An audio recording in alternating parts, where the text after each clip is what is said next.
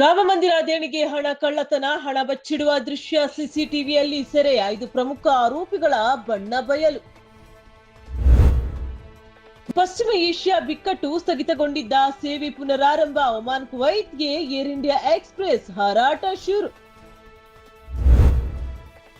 ಮಧ್ಯಪ್ರಾಚ್ಯ ಬಿಕ್ಕಟ್ಟು ಶಮನ, ಆದ್ರೂ ಇಂಧನ ದರ ಯಥಾಸ್ಥಿತಿ. ಪೆಟ್ರೋಲ್ ಡೀಸೆಲ್ ಬೆಲೆ ಸದ್ಯಕ್ಕೆ ಇಳಿಕೆ ಇಲ್ಲ. ಕೇಂದ್ರ ಸಚಿವ ಹರ್ದೀಪ್ ಸಿಂಗ್ ಪುರಿ ಶಾಕಿಂಗ್ ಹೇಳಿಕೆ. ವಾಟ್ಸ್ಆಪ್ ಬಳಿಕ ಈಗ ಟೆಲಿಗ್ರಾಮ್ ಸಿಗ್ನಲ್ಗೆ ಕೇಂದ್ರದ ನೋಟಿಸ್. ಯೂಸರ್ ನೇಮ್ ಫೀಚರ್ ವಿರುದ್ಧ ಸರ್ಕಾರ ಗರಂ. ವಂಚನೆ ನಕಲು ಭೀತಿಗೆ ಹೇಗೆ ಉತ್ತರ ಕೊಡ್ತೀರಿ ಎಂದು ಪ್ರಶ್ನೆ.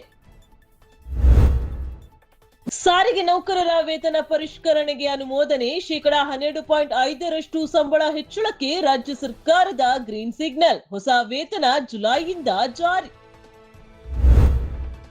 ನೀವಿರುವಲ್ಲಿಗೆ ಬರುತ್ತೆ ಮತದಾರರ ಅರ್ಜಿ. ಸಿಎಂ ಡಿಕೆ ಶಿವಕುಮಾರ್ ಸೂಚನೆ. ಬಿಎಲ್ಒಗಳು ಮನೆಗೆ ಭೇಟಿ ಕಡ್ಡಾಯ. ಜುಲೈ 29ರವರೆಗೆ ಎಸ್ಐಆರ್ ಪ್ರಕ್ರಿಯೆಗೆ ಡೆಡ್ಲೈನ್.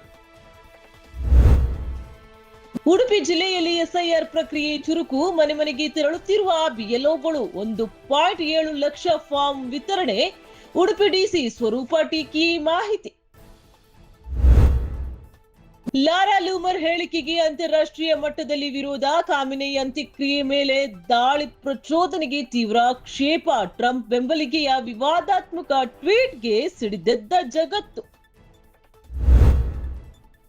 ಮಧ್ಯಪ್ರಾಚ್ಯಕ್ಕೆ ತಾತ್ಕಾಲಿಕ ನಿಟ್ಟುಸಿರು. ಅಮೆರಿಕ ಇರಾನ್ ನಡುವೆ 7 ದಿನಗಳ ಶಾಂತಿ ಒಪ್ಪಂದ. ತೈಲ ಮಾರ್ಗ ಹಾರ್ಮೋಸ್ನಲ್ಲಿ ತಾತ್ಕಾಲಿಕ ಕದನ ವಿರಾಮ ಜಾರಿ.